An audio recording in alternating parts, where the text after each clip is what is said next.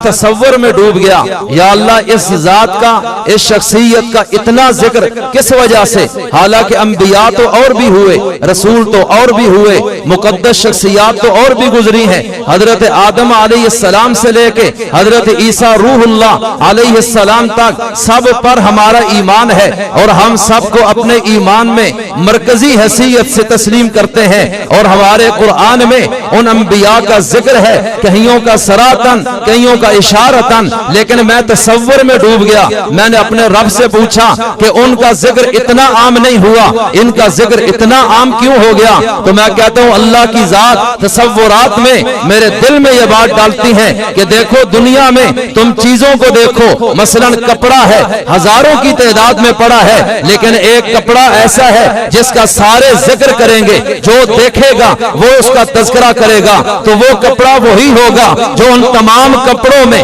انمول ہوگا، وہ وہی کپڑا ہوگا جو سب سے اعلیٰ ہوگا، وہ وہی کپڑا ہوگا جس کی رنگت سب سے نکھری ہوگی۔ اسی طرح باقی چیزوں پہ بھی تم قیاس کر لو، تو کہا کہ میں نے حسن تو سب انسانوں کو دیا، میں نے علم بھی دیا، میں نے فہم بھی دیا، میں نے ان کو حسب نسب بھی دیا، ارے میں نے دنیا میں سب کو اشرف المخلوقات تمام انسانوں کو بنایا، لیکن اس شخصیت کو میں نے جو شرافت دی ہے، ایسی انمول شرافت کسی اور کو نصیب نہیں ہوئی، جو علم ان کو دیا کسی اور کو نہیں دیا، جو عمل ان کو دیا کسی اور کو نہیں دیا، جو حسن ان کو دیا کسی اور کو نہیں دیا، جو نسب ان کو دیا کسی اور کو نہیں دیا، جو ولادت ان کو دی ہے کسی اور کو نہیں دی ہے، جو بچپن انہیں دیا ہے کسی اور کو نہیں دیا ہے، اور اسی لیے کہنا پڑا کسی شاعر کو تڑپ کر پیغمبر کی محبت میں آ کے بعد از خدا بزرگ تو ہی قصہ مختصر کہ سچ یہ ہے اس کائنات میں خوبیاں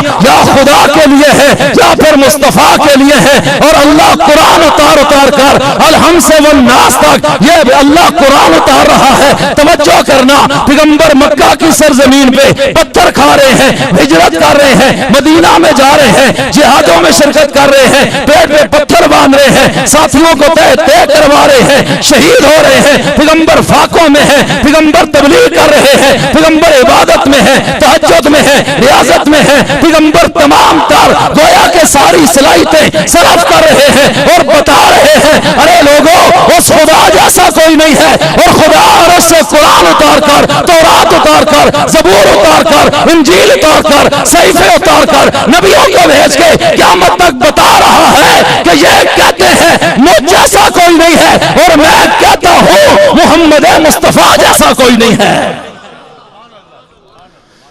یہ کہے گا ان جیسا کوئی نہیں، وہ کہیں گے ان جیسا کوئی نہیں ہے، اور یہ بتا دیا کہ ارے یاد رکھنا کہ جو لوگ آج در در پر جبین نیاز کا تقدس لٹا رہے ہیں، کوئی لات کے سامنے، منات کے سامنے، وط کے سامنے، یغوث کے سامنے، ارے کوئی حبل کے سامنے، ارے کوئی صفا پہ، کوئی مروا پہ، کوئی پتھروں پہ، کوئی جانوروں کے سامنے، کوئی سورج کے سامنے، کوئی ستاروں کے سامنے جھکا، ان کو پتہ ہی نہ چلا کہ پیدا کس نے کیا، انسان کس نے بنایا، حسب کس نے دیا، شکل کس نے دی، عقل کس نے دی، رزق کس نے دیا، آسمان کس نے بنایا، زمین کس نے بنائی، بارش کس نے برسائی، سورج کو کس نے نکالا، کائنات میں حسن کس نے بکھیرا، ارے رنگ کس نے بنائے، ذائقے کس نے بنائے، ان کو پتہ ہی نہیں ہے خالق کون ہے، ان کو پتہ ہی نہیں ہے مالک کون ہے، ان کو پتہ ہی نہیں ہے مدبر کوئی نہیں ہے، در در پر جھک رہے ہیں، مصطفیٰ جا ان کو بتا، ارے یہاں سجدہ آ کے بیت اللہ کی سرزمین پہ جھکاؤ، اور یہاں آ کے پیشانی زمین پہ رکھ کے کہو سبحان ربی الاعلیٰ،